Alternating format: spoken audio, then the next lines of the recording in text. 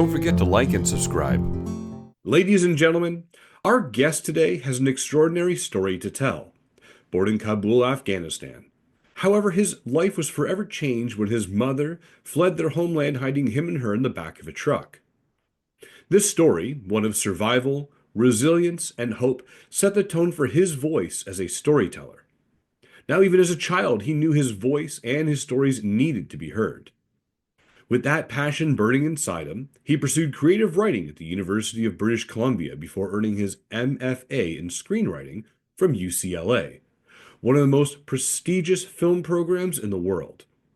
It was there that he honed his craft, sharpening his ability to tell compelling, character-driven stories that explore identity, displacement, and the human experience. But his education was just the beginning. Determined to make an impact, Tarique returned to Afghanistan, where he stepped onto the front lines of storytelling. He became a writer, a director at TOLO TV, the country's largest television network, creating over 25 hours of television in the middle of a war zone.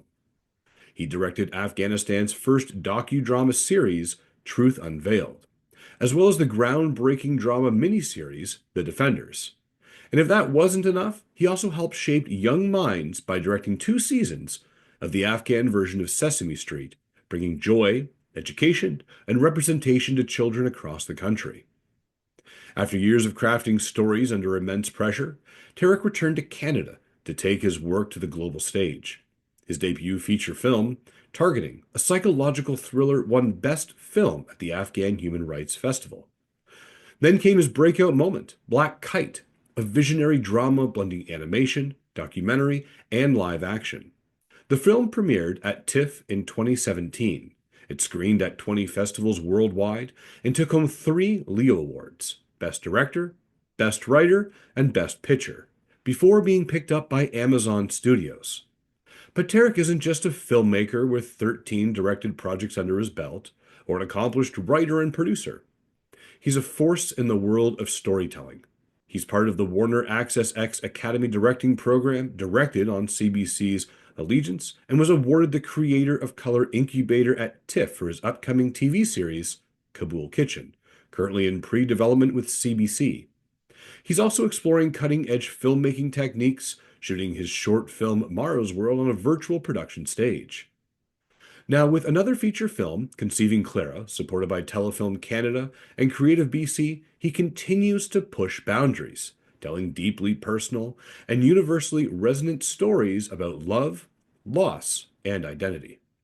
Please join me in welcoming the award-winning writer, director, producer, and fabulous storyteller, Tarique Qayumi.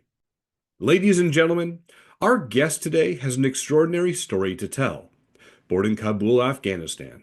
However, his life was forever changed when his mother fled their homeland. Tarique, thank you so much for your time and welcome to the show.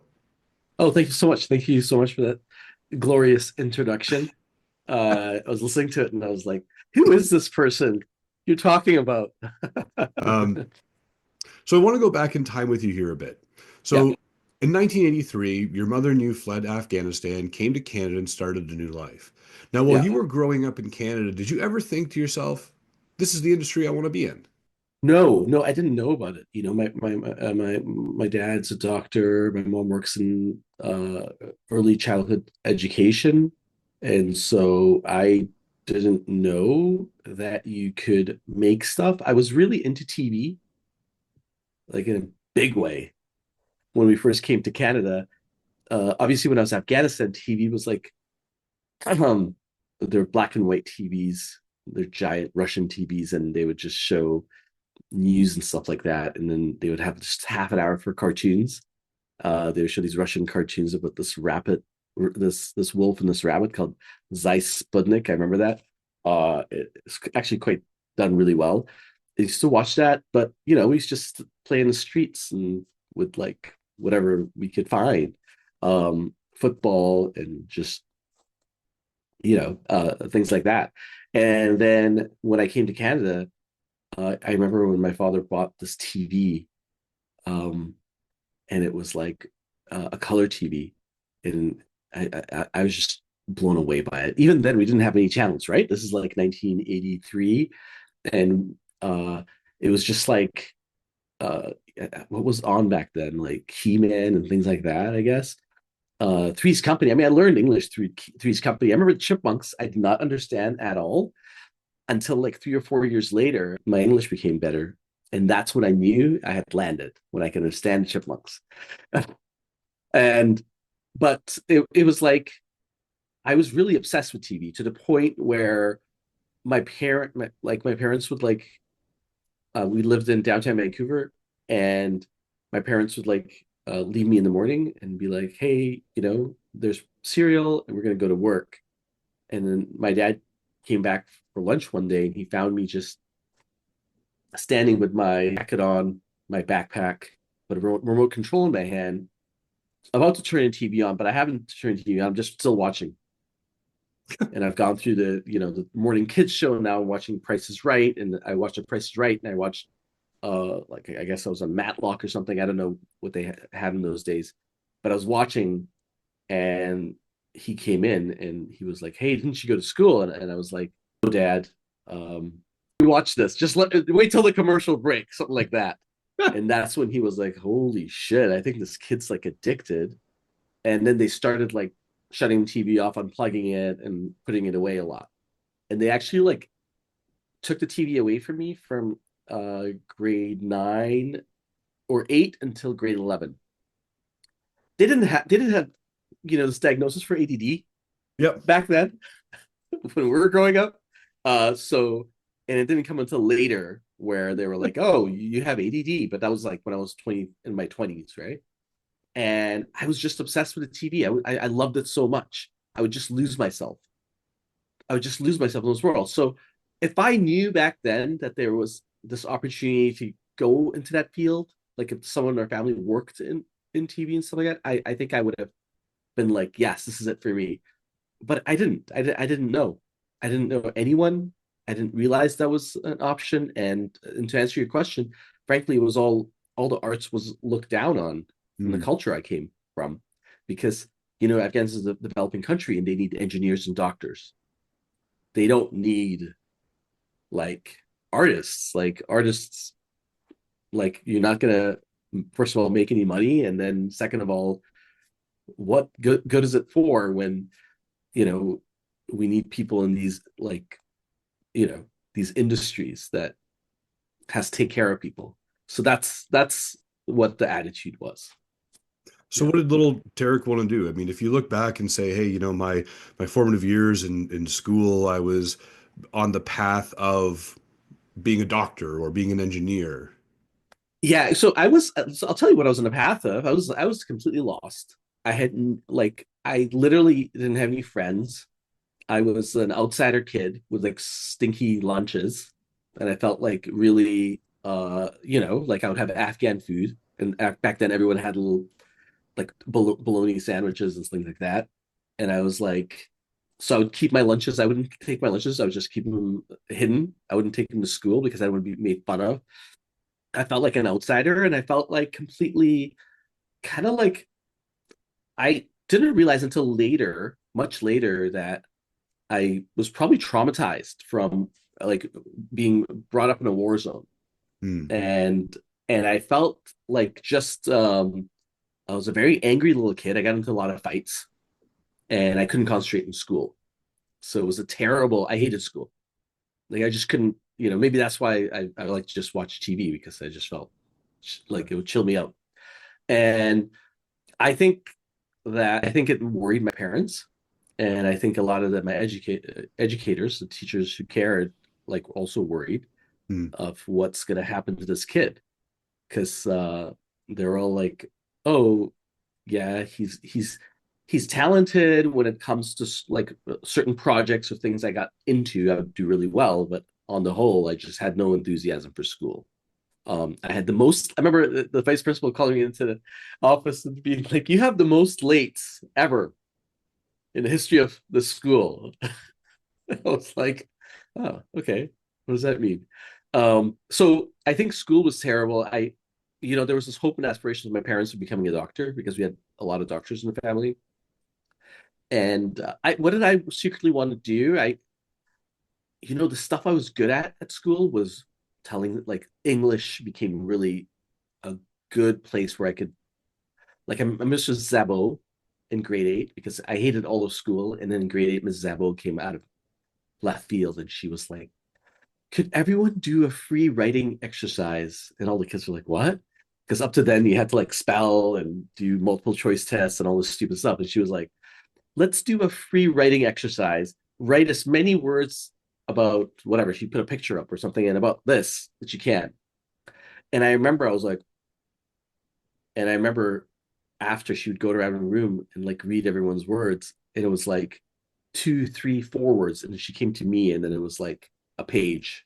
Oh, And then she was like, oh, look, everybody, this. And for the first time, I was like being like rewarded for something. So it was this, I kind of realized like right then and there that and Miss Sabo realized that I had this talent. And it was associations, making hmm. associations. And in writing, so then my writing picked up, and I was writing poetry. And then I realized even way back when I first arrived in Canada, I was like, I still have poems that I wrote and things like that. So I was really good at like that. And so then I think that secretly I wanted to become a poet of some sort, but I kind of like it was all hidden, Hmm. kind of. And on the surface, like to please my parents, I was like, yeah, be a doctor. And I was like, but I want to become an architect maybe because I thought that's a real good marriage of arts and sciences.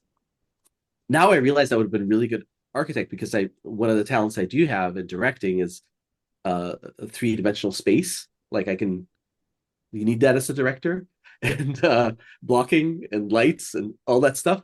Like, and that's something I'm inherently good at. But build like working like playing with blocks and stuff for hours and building stuff when I was a kid. Um, so anyways, like I really to answer you, I was pretty much lost, kind of found some hope in this writing, and I was pushed into certain areas, but I was miserable throughout school, right? And maybe I would have been happier if I had found the arts earlier, right? If I'd gone to theater in high school, I think I would have been very happy. But I think that's it's a pretty common story that I hear, especially for people in the 80s, where it was, you're going to go to school, you're going to do something else. The arts was never, the push type of a thing. And it wasn't yeah, for people like us, maybe that, late 90s, early 2000s, where, wait a minute, we could have been doing that all along. Oh, now how do we play catch up and get there? yeah, exactly. So, Yeah. so we fast forward a bit here. You're in Canada, but then you go back, right? So you went back to Afghanistan. So how did reconnecting with your roots shape your storytelling? Did it shift your perspective on the kinds of stories you wanted to tell? Yeah, I guess when I did stand up to like my culture and also my parents, and I love them, but they have a strong influence, obviously, and my parents do. And I had to be like, hey, I'm going to go into the arts, and I went into writing and at Langara College here in Vancouver, and I just was like, this is going to be important because I attached it to telling the story of my people, right? Like my people don't have many storytellers, so I want to tell the story. I think it's important. The Afghans have been through a lot, so why don't I focus on that? So Hmm. I was really focused on that, and in growing up in the '80s with the Russians and Afghanistan and all that stuff, I was really preoccupied with Afghanistan, and it became this mythical place. And I felt very Afghan being in Canada, and I wrote a lot of Afghan stuff. Yeah. And then it was job opportunity after grad school. When I was in LA, this job opportunity came to work at TOLO TV. I was like, yes, I'm going to go back, even though it's a war zone. There was danger and things like that. But I thought it would be important to go back. But funnily enough, what happened was I can tell you is that my 4 years there, I realized that I was more Canadian than Afghan. Hmm. There was a reversal of sorts that occurred. And then I realized that, growing up in Canada, having all these different opportunities, and, that I had grown into a different animal than what I had thought. And if I'd never gone to Afghanistan, I don't think I'd experienced it. And I do think a lot of young people who are in similar circumstances as me probably, because I still have a lot of Afghan friends who feel so Afghan, but they've never set foot in Afghanistan. And Hmm. it's like, let's see you go back and see what you think. And it's not like I'm not proud of my Afghan side. I am, but I just have to be honest with myself as how much of it is inside. I would say about 20 to 30%, right? Yeah. Before I thought it was 70%.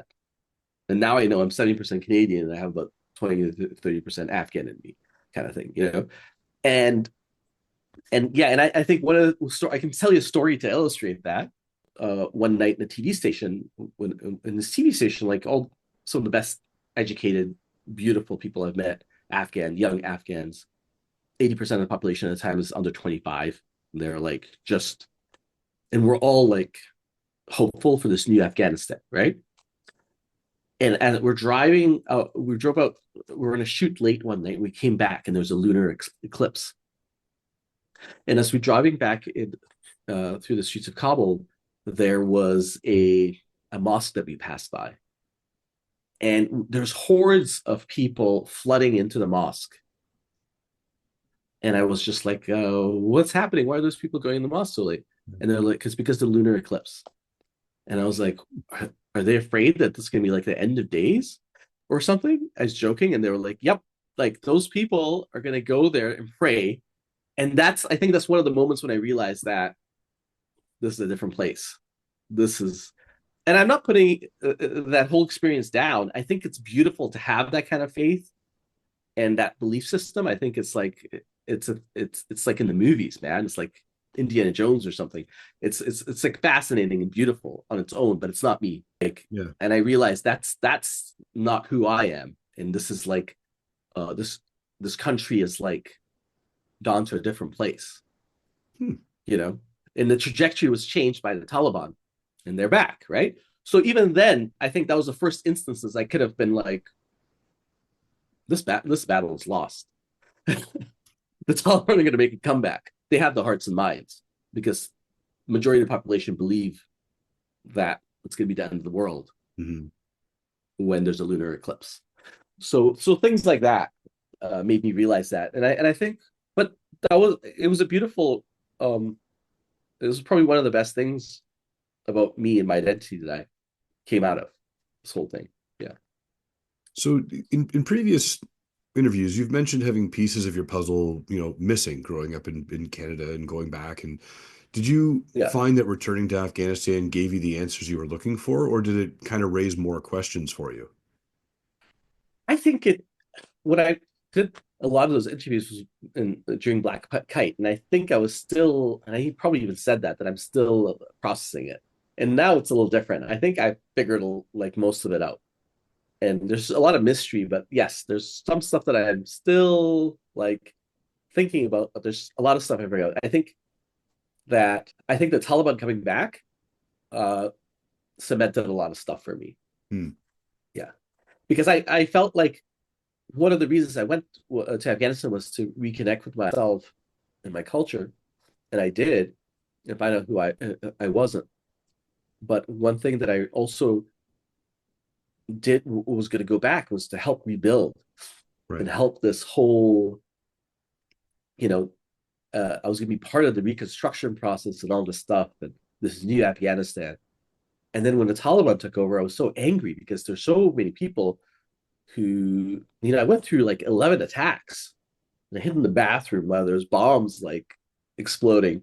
So we went through a lot, and they to just give up was like, and that was really hard. But then I realized that after a couple of years, and now I've just been like, oh my God, I was a fool to think that it was about that.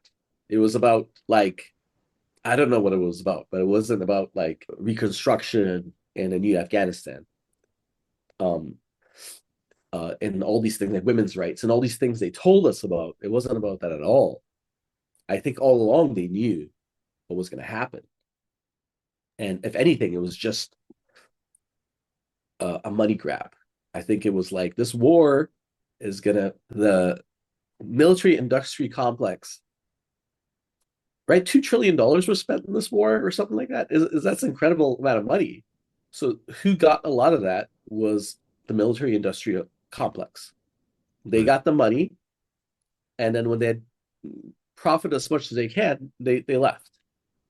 There was nothing else, all those soldiers that lost their lives and all the treasure was lost. And I don't think it was for anything because it didn't really matter at the end.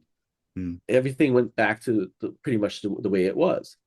And so yeah, so I felt like a little bit through that process, I felt like a little lied to and cheated, but I also felt foolish. I felt because I had this conversation with an Afghan friend of mine, Ibrahim, and he is like this artist, and he does all these. He does some. I'll tell you some of his work. He does some really cool artwork where he does like a warlord, but like a gangsta. Yeah. He has he walked around the streets of Kabul with a gold chain gun around his neck and tattoos and and so anyways he does this kind of artwork, but he also was like we had this conversation I remember in this coffee shop in Kabul in 2012, and I was like, no, this new Afghanistan will come, it'll be awesome, blah blah blah. And he was like, no, this is all bullshit. This is all like this new form of colonialism, and no one. And you know what? I had to like email him after and be like, "You're right." Like in the past years, because we had this huge 3 hour long conversation, and then I realized that he was right about all that.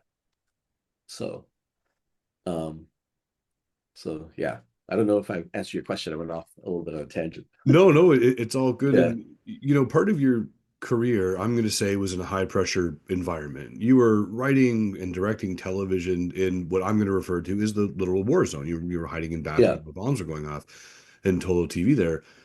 How did working under those conditions, how did that impact the way that you approach storytelling today? How does it impact storytelling? So several different things. I think as a director, uh, you know, it helps me like I'm really good under pressure, and directing is like a high pressure job. Like I just feel if there's anything going off on set that's crazy, I'll just be like, this is nothing compared to what I've been through. So,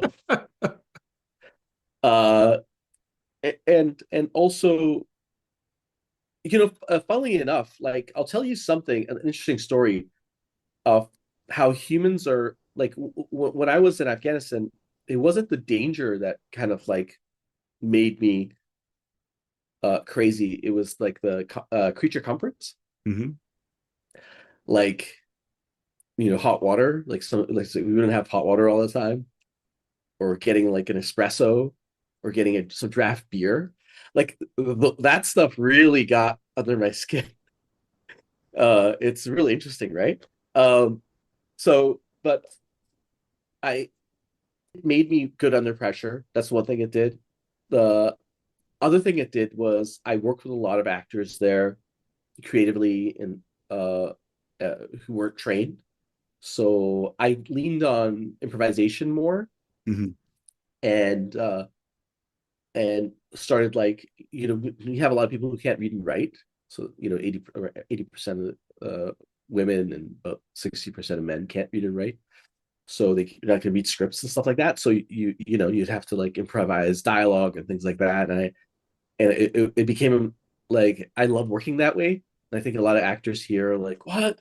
But it's just wonderful, especially if you have time to rehearse. It's really wonderful to play around and do things like that. I don't know if you like working like that. So those were the gifts that I got, and then it just I directed so much that I really honed my skills in directing, and I did a lot of cinematography and lighting and stuff like that. So I became really comfortable with walking in and being like, I know where the lights are going to go, I know where the actors are going to go, I know how to create this scene. And I also ended up doing a lot of my own editing. All these skills that I picked up in film school, I began to practice. I got my 10,000 hours there or something. So that was a cool thing. And I wrote a TV series. And I learned to write for children and things like that. But I mean, if it has deepened my writing, yeah, it has deepened my writing. Well, before I get into that, I mean, I do have like these stories I want to tell about Afghanistan. Like I have this Kabul cushion.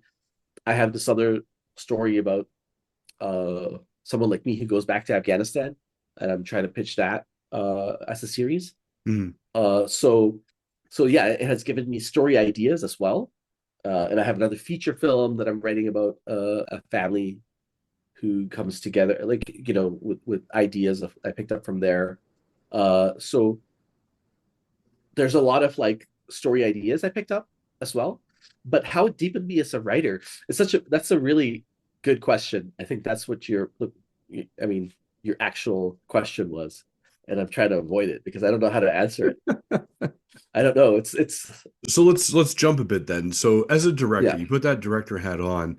How do you know which project to say yes to? Any project that really inspires me and touches me, like mostly it's my own stuff. But recently, I've been trying to get into TV world here, and obviously I don't have to choose my own. Um, there I don't choose my own stuff, and I have to shoot other people's stuff. But I do think that I have this maturity where I can find my way into projects, and how I find my way into projects is like I do the work that actors do. So I just break down the script. I always break it down like an actor. Mhm. I never show my work to actors because that would be like really uh annoying for the actors, but I'll break it down in that way. And I will look as to what aspects of me are in there, in the script, in these characters. And um and then if there are parts where we come together, parts that I can lend to the script, and there's parts that I can't. And I'll also like look at it like if there are resistances, and I'll Mhm. really look at that honestly to see if there's something that's like and I think that's very interesting for me. One of the things I'll ask, and this is like one of my mentors, Judith Weston, she always said to me, why why the script? Why me? Why now? Like it's more of an esoteric thing, Mhm. but it's like I think it's important because sometimes scripts choose you. and and even sometimes you may not want to do something, but there's something in there that you may have to overcome. I think that's interesting. There's something inside there. So yeah, so that's my approach. um So you've actually said something here that was pretty neat. When yeah you said, you're trying to get into the television world, and then that way you're doing someone else's projects. Why? Walk me through this. Maybe not everyone understands this, that as a director, hey, here's films versus television. You're given stuff for television by the sounds of it versus picking projects. yeah so and when you work in the feature film world, and if you're a writer director, you write your own stuff and you try to find financing and things for it, and you're kind of like the boss and you're responsible for a lot of things, the look of the show, the tone of the show, and all that stuff, and the voice and everything. And the when you're working TV as a director, you're hired on an episode, and you have to match the style, the tone, the voice of the showrunner. And the script you're given is you have some notes on it, but minimal. It depends on if the show is open to notes Hmm. or not. And then you do your own, but then you have to execute what they want. So you just come with your skill set to make your day, work with the actors, and to get them what they want, and sometimes even the kind of shots that they Right. want. So, and that's the difference. Hmm. So yes, it's a lot harder for you to find your way into those scripts, but that's how I do it. That's the kind of things I use to find my way into those scripts. Yeah.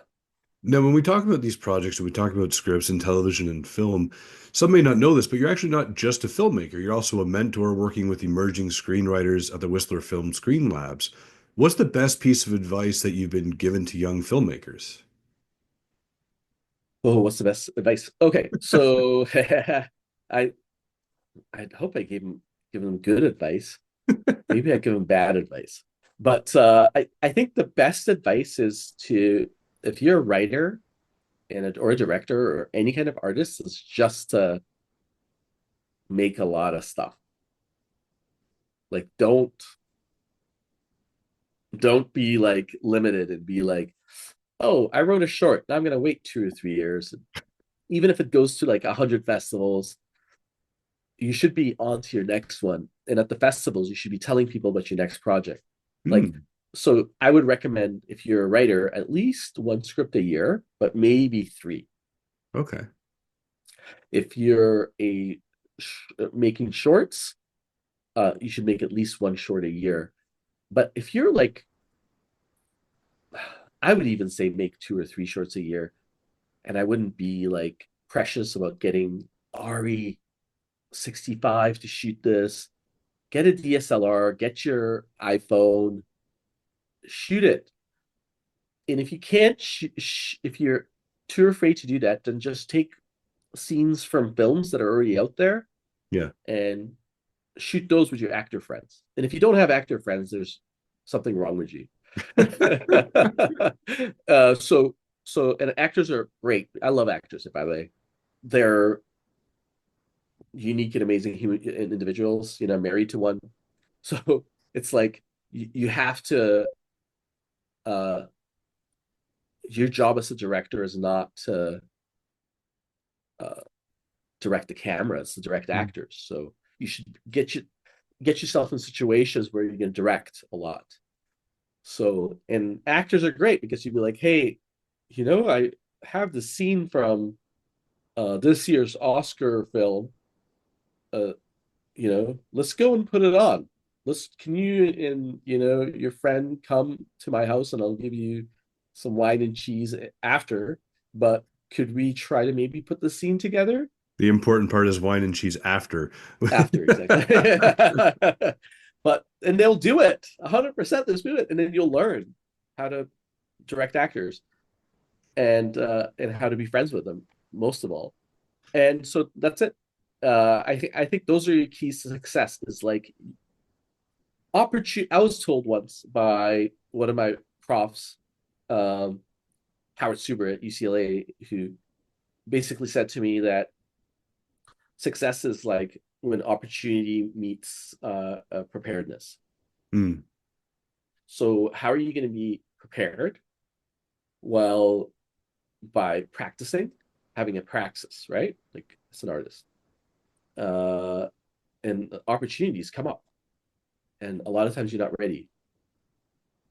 You better be ready. Like when I was part of the Warner Brothers program, I got into Allegiance for CBC.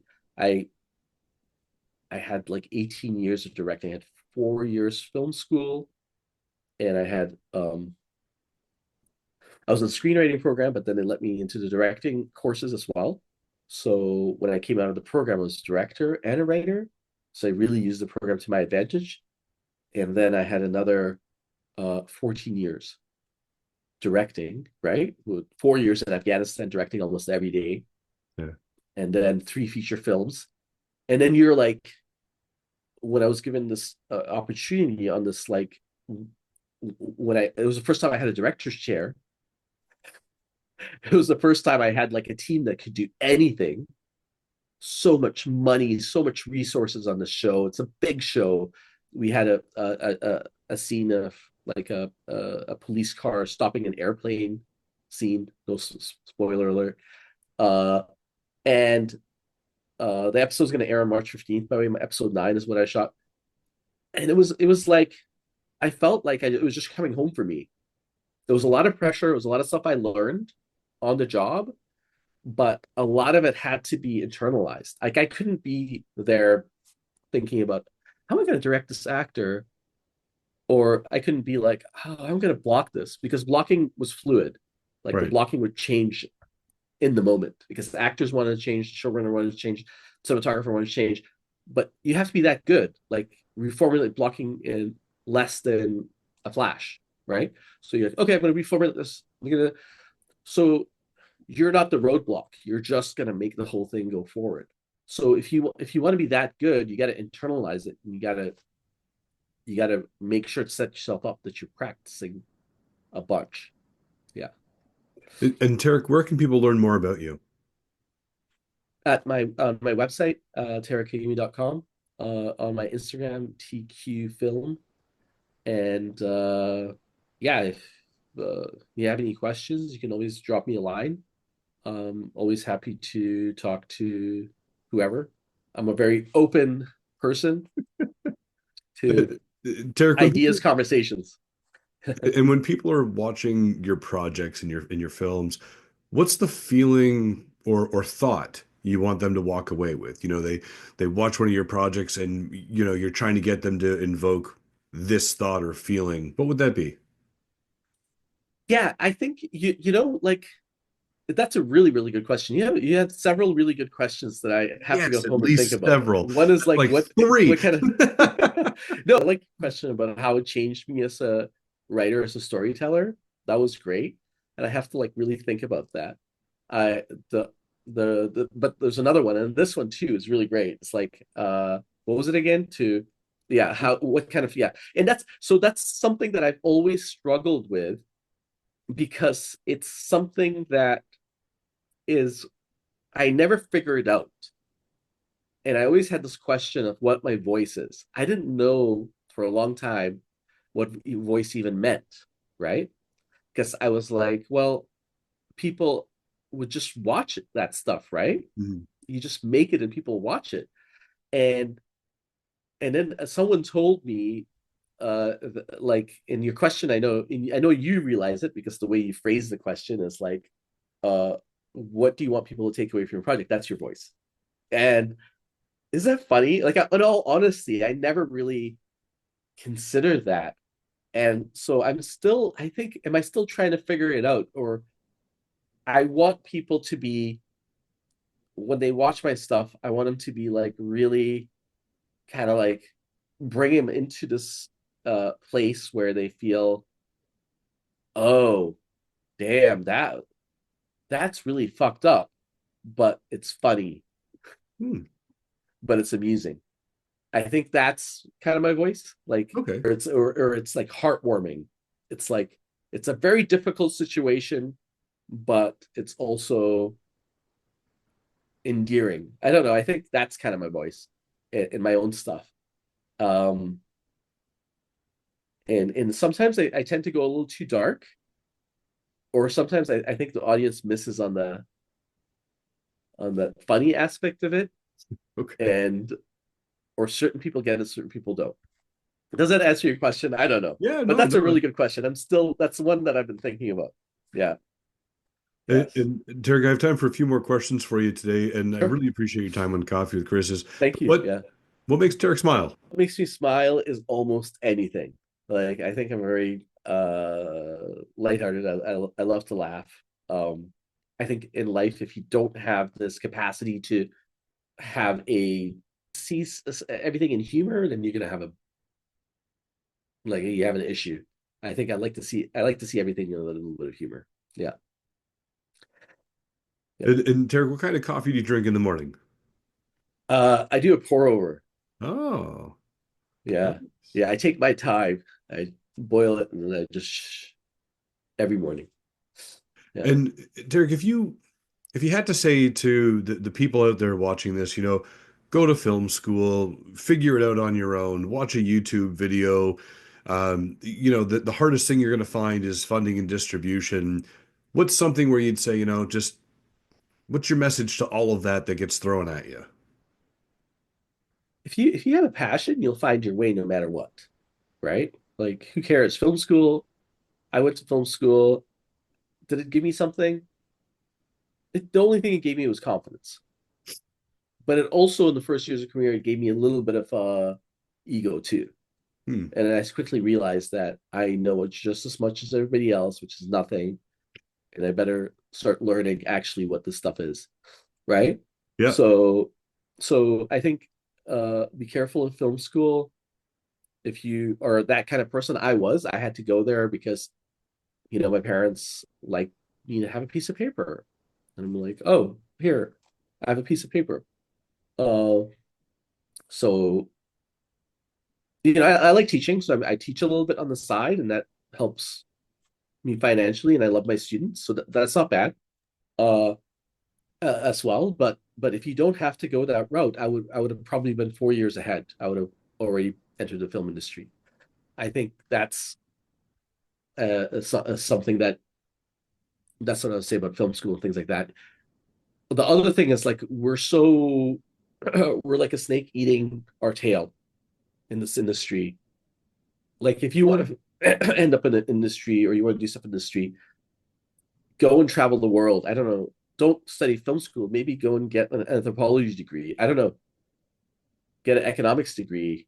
Get some kind of other, do some kind of other thing, and then come into the industry. Like we really need people with fresh ideas. Uh, because if you just go to, even if you look at my stuff or anyone's stuff, it's not like I think we've all fallen in this rut. Like we can make things a little more fresh. We need fresh voices. So and someone who's been in the film industry and wanting to do it like me for 14 years maybe is as fresh as someone who came from the outside. So that's one advice I'd give. um yeah.